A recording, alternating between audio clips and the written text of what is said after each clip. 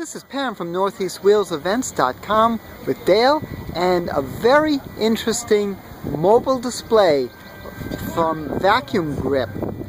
You might not be familiar with the tool company, but it's made in Newport, Pennsylvania, just north of Harrisburg. Very interesting background, and it does tie in. Dale has been collecting the Vacuum Grip tools for a long time. Dale, when did you start? I was 15 when I bought my first pair. You're 15, and why did you get involved? My grandfather was a machinist there. Very good. Let's take a look, see at what you got here, your display. This is intriguing. It's right in the trailer. Nice little Airstream.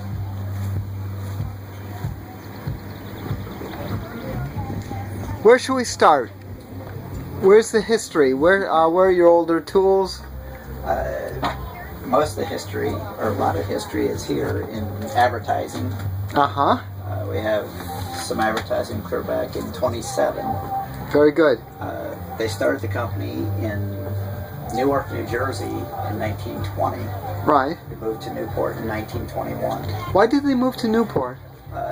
What I was told is it was because of unions. Ah, very good. Yeah. New Jersey was pretty tough. Yes, they were. Even in the 20s, they were still very, very tough. So they got the freedom out here. They had family in Newport, so they moved to Newport. Very good. Vacant factory. Ah, excellent, excellent. Now, their mainstay was pliers, and what was the big shtick? They produced pliers was the mainstay. Then they started producing screwdrivers, punches, chisels. And then they got the contract with Snap-on. It was a non-exclusive contract for Snap-on to sell their pliers. And then they also, in that contract, they started producing Blue Point open-end wrenches. Oh, okay. And punches and chisels with Blue Point name on them. Very good. Now the whole thing is the various grips. You've got the copies of the patents up there. You were explaining to me earlier about the different grips. That was their whole thing. The diamond grip was the first patent that he applied for, and then he reapplied for the vacuum grip patent. And that's the whole thing with vacuum grip. Now, Yes. if you take a look, see at the pliers, you'll see the vacuum grip over here. You have a lot of interesting pliers, including thin nose, needle nose, combinations. Now you got specialty Chevy brake pliers here. What years were those applicable for?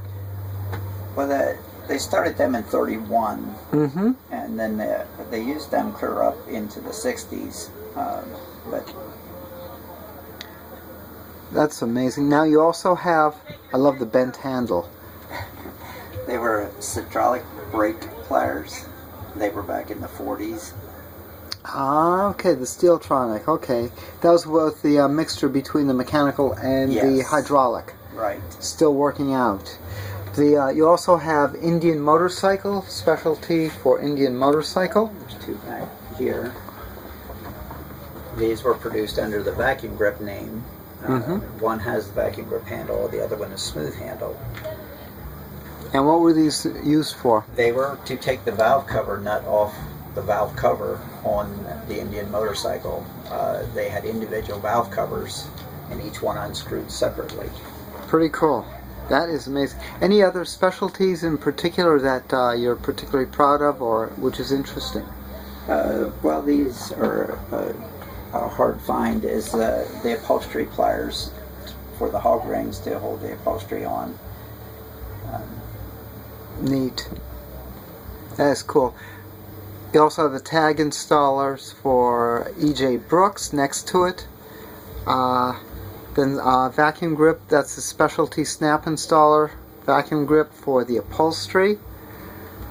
Now, when was vacuum grip bought out by Snap-on?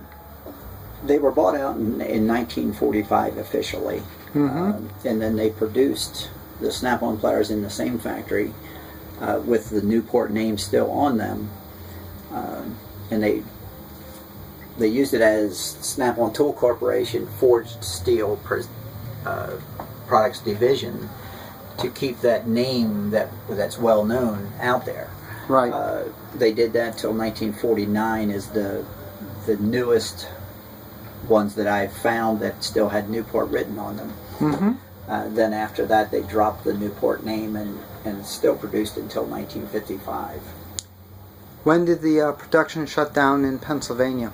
In 1955. Very good. Why did they shut down? Do you know?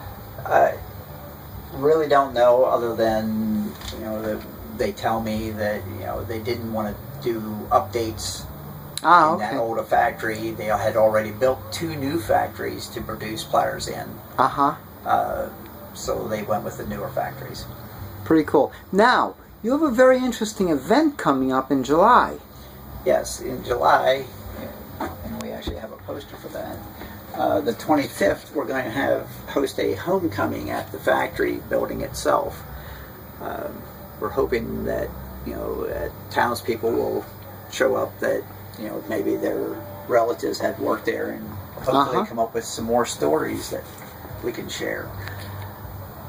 For 175 years. Now, of course, this has not been around for 175 years. No, the town has been. Yes. Very good. Okay. We're going to host that in along with the town celebrating 175 years. Very good. And have the Newport celebration. So any tool collector or anyone who's really into unusual would really find some interesting times over in Newport. Oh, yes. And the date is again?